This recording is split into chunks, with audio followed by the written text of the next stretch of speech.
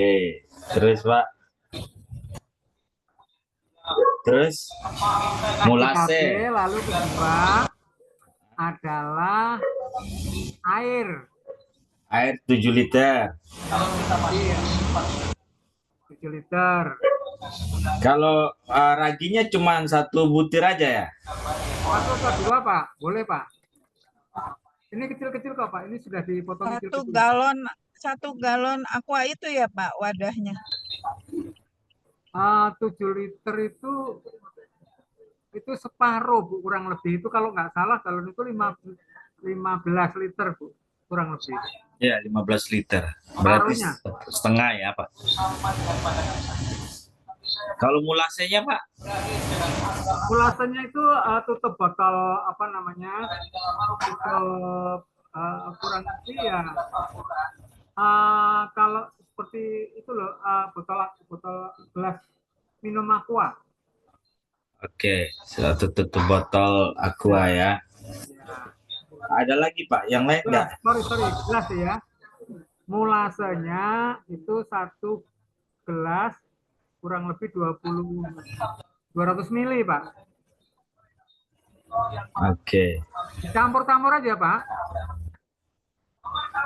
Satu. Cairkan terus dimasukkan ke suhu kaleng, suhu tempat di mana wadah itu ya. Jadi tertutup rapat. Dicampur ya. Campur. Dan itu aja. Dibiarkan selama kurang lebih 10 hari. Sama dengan tadi membuat NPK itu kan membuat 10 sampai 14 hari, Pak. Tapi tadi ada apa? MP4 ya? EM4. E4, E4. EM4. Ya. EM. EM4 pertanian. Itu harganya satu botol nggak salah 25.000, Pak. 1 liter. Tapi searching di market di Shopee atau apa itu ada. Ya. Selama 10 hari. Ya, kurang lebih ya. Itu sudah bisa disemprotkan atau ditaruh di tanaman ya, Pak? Pak, sorry. Jadi yang namanya Pak, mikroorganisme yang kita buat itu sebenarnya untuk mencampur di dedaunan yang kita potong-potong kecil itu supaya terjadi proses fermentasinya dengan cepat. Oh, untuk buat kompos ya, Pak? Iya, buat kompos. Jadi ini adalah semacam kokinya yang masak gitu. Kalau istilah lainnya starter. Tapi gini Pak, kemarin kan saya ada ikut pelatihan. Apakah itu bisa juga pelatihan dari teman-teman dari luar, dari Amerika? Mereka buat komposnya gini Pak. Komposisinya pakai ukuran bentuk daripada wadah itu. Jadi di luar aja, tapi tinggi bahan-bahannya itu diatur. Mulai dari pertama rumput kering. Nah, itu tingginya 20 cm. Terus daun-daunan basah masih mentah tapi taruh 20 cm juga.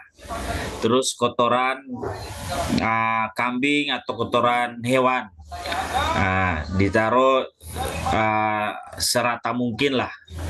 Nah, itu sampai tingginya 1,5 meter. Nah, terus disiram-siram air aja.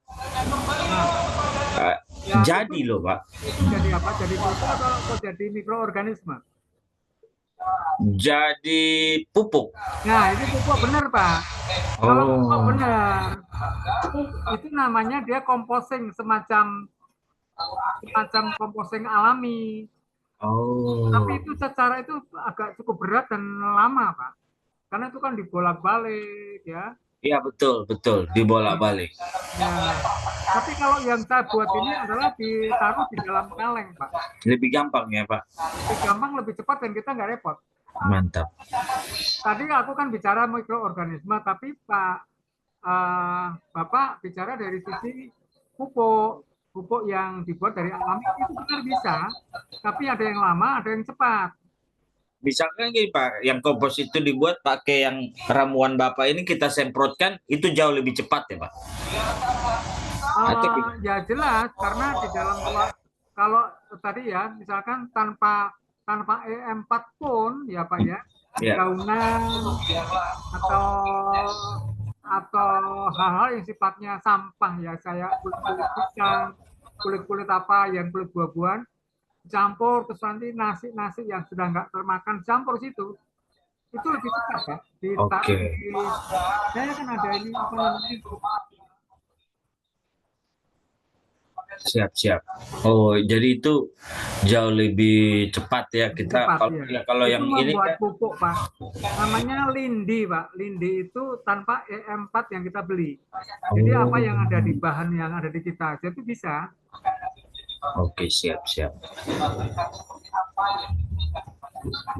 Oke, silakan ada Pak Semertu, Pak Beni. Tadi Bu Berita udah bertanya, mungkin yang lain. Monggo Pak. Monggo Pak. Jadi ada tamu.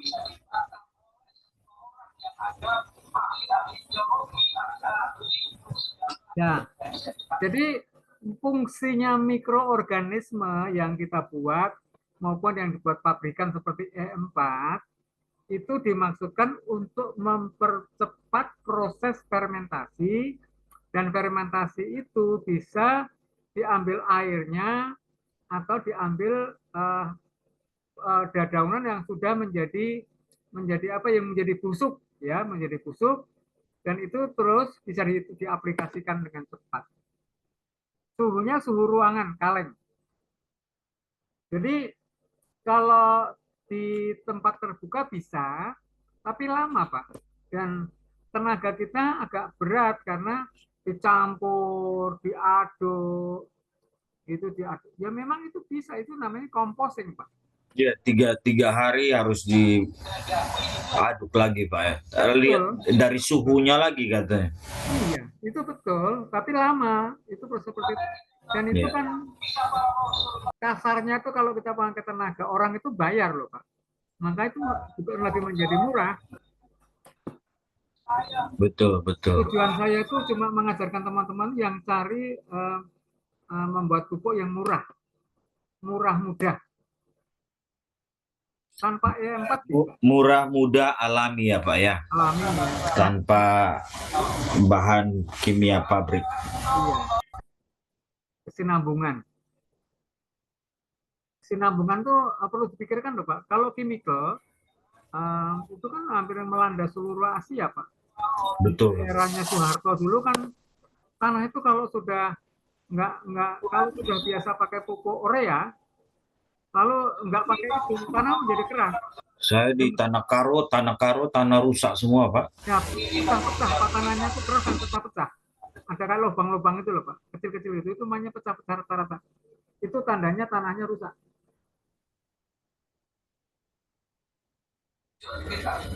Tapi mereka kemarin, ini hanya berbagi sedikit. Kemarin mereka kasih solusi kalau tanah pecah-pecah, mereka buat di Afrika. Jadi setiap lubang itu ada dikasih apa namanya, abu bakar bekas bakaran, dan juga ini pupuk kandang Pak, setiap lubang. Dan itu pakai ukuran, dan memang sih agak ribet sih tapi mereka bilang ya itu salah satu solusi untuk menyuburkan tanah yang memang sudah rusak oleh karena penggunaan pupuk kimia dan juga perubahan cuaca dan alam sekitarnya. Jadi untuk mengembalikan kesuburan tanah yang sudah rusak Pak. Itu bisa juga Pak ya, pakai gitu juga. Bisa, tapi kan lama dan apa namanya Pak, lama dan Ya lama, kita harus tahu bagaimana tadi prinsip tanah yang subur itu kan tanah yang tanah yang poros ya. Kalau pecah-pecah dia nggak jadi poros. Iya. Katanya 1 tahun ya baru bisa, itu pun Ya bisa tapi lama, Pak. lama ya. Makanya yang saya maksudkan, saya mengajarkan diskusi ini agar supaya kita menyadari bahwa mungkin sedikit lama dikit, tapi tanah menjadi berkesinambungan, tidak rusak, gitu, Pak. Lebih terawat ya. Kalau Terawat. lewat dari prinsip Alkitab malah lebih bagus ya Pak ya. Dia proses di dalam kitab Ulangan kan dikatakan harus tanah yang sudah digarap harus diistirahatkan sekian tahun supaya subur kembali ya. Ada sudah diatur ya. Tapi ini kita menguraikan secara teknologi lagi ya Pak ya. Ilmu pengetahuan untuk yang alami bagaimana menjaga kesuburan tanah. Gitu ya Pak ya. Nah, kalau yang dimaksudkan Pak Elvis itu menurut saya bukan organik, Pak. Justru ketika pakai chemical, itu ada masa istirahat namanya. Masa istirahat. Oh. Tapi kalau organik enggak, Pak. Jadi itu bisa ditanami terus-menerus dengan sistem tumpang sari. Misalkan gini, tanaman itu kita menanam yang agak gede, misalkan tanaman apa ya, tanaman Singkong. singkong, oke lah. Singkong jaraknya kita nanam per meter ya. Tapi di antara singkong-singkong itu kita bisa tanamin palawija, apa namanya, tumpang sari. Kangkung lah ya. Ya, jangan sampai ada celah di mana celah itu menjadi gulma. Sebenarnya gulma tidak selamanya jahat, Pak. Gulma itu misalkan rumput ya. Iya. Kita harus menyadari ketika bumi ini nggak ada rumput, apa yang terjadi? Panasnya, Pak, temperaturnya di sekitarnya tinggi. Betul. Dan Jadi erosi ya Pak ya. ketika rumput itu tetap hijau, itu sebenarnya tanah di bawah rumput itu sebenarnya bagus, Pak. Kalau di mana ada rumput yang subur, itu indikasinya tanah itu subur.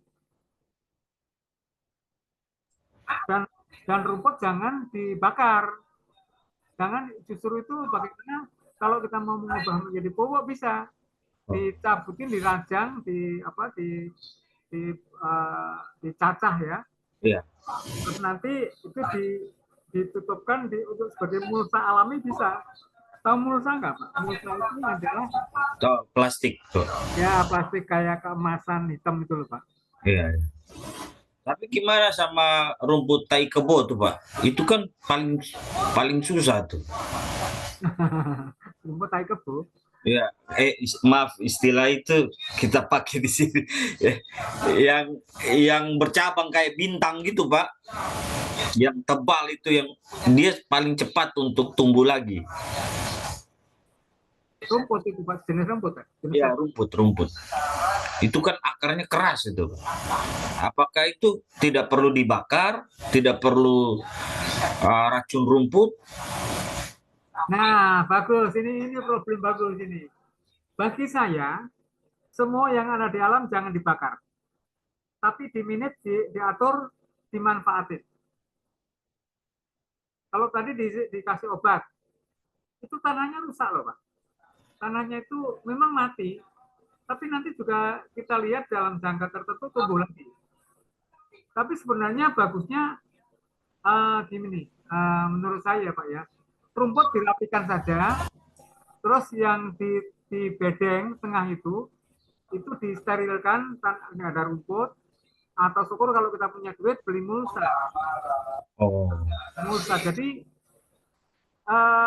udara sekitarnya itu tetap seimbang gitu. Jadi kalau bedengan di tengah, kanan kiri itu adalah rumput tapi dinapikan, itu sebenarnya udaranya enak, Pak. Coba lembab ya Pak. Bapak bayangkan ketika suatu daerah itu panas tapi nggak ada rumput. Kayak di NTT ya Pak. NTT banyak batunya Pak. Ya, itu tanah yang berbatu ya. Kayak Jakarta lah Pak. Jakarta itu kan rumput nyaris nggak ada. rumput habis. Ya masih mending ditanamin. Kalau nggak ditanamin menjadi aspal semua, jadi cor-coran semua, betul. rumah kaca, maka apa namanya, perubahan iklim itu nggak bisa dihindari, Pak. Panasnya itu nggak kira-kira tuh tinggi, nggak nyaman. Betul, betul. Jadi apakah rumput itu menjadi musuh? Enggak. Di menit, Pak, intinya di menit. Intinya di manage ya Pak ya. Coba Bapak duduk di rumput yang hijau, ada tanamannya kan lebih adem, Pak. Betul, betul. Dan seger gitu ya. Iya, makanya pas tanamannya itu dikasih mulsa, jadi nggak tumbuh rumput, tapi nutrisinya terpenuhi di situ. Darah, cahaya, lalu apa air itu tercukupi. Saya pernah nanam, Pak, menanam ini cabai. Sampai saya ditanya oleh tetangga saya, Pak Prayitno itu anu ya, insinyur pertanian ya. Saya tuh nanam cabai itu bagus-bagus, Pak. Tetangga sama heran, kok bisa ya? Saya memakai teori tadi, Pak. Dari teori mulsa, tanahnya diolah dulu. Ya, dulu puradan, namanya puradan itu membunuh segala mikroba yang negatif. Pakai namanya puradan, agak coklat-coklat butir-butir kecil, Pak. Apa namanya Pak? Puradan. Puradan. Puradan itu kimia Pak? Enggak. Kimia waktu itu kan memang saya mencampur antara kimia dan non kimia tak padu. Antara kimia, kalau membunuh mikroorganisme yang negatif pakai itu. Jadi tanah sebelum ditanami disterilkan dulu, ya Pak, pakai itu puradan. Terus tanah diolah, digemburkan, diolah ya, dibuat bedengan-bedengan. Ya. Dalam bedengan itu ada pupuk kandang, ya, pupuk kandang dijadikan satu. Baru dikasih mulsa. Mulsa itu di lubang-lubang, jaraknya 45 cm. Terus arah mataharinya itu seragam. Arah matahari misalkan ke sana menghadap timur semua. Arah ke timur gitu ya. Ya, misalkan arah ke timur, yaitu contohnya pagi. Dan itu pertumbuhannya seragam. Gimana kalau tanaman itu di bawah pohon, Pak? Itu kan susah. Pohonnya harus ditebang atau gimana, Pak? Ya namanya kan tidak mengarah dari sisi pencahayaan, Pak. Pasti kurang bagus kalau jenis tanaman-tanaman yang membutuhkan namanya fotosintesis. Fotosintesis itu kurang. Tapi ada jenis tanaman tertentu, misalkan untuk hias ya, tanaman anggrek, tanaman gantung itu sih oke.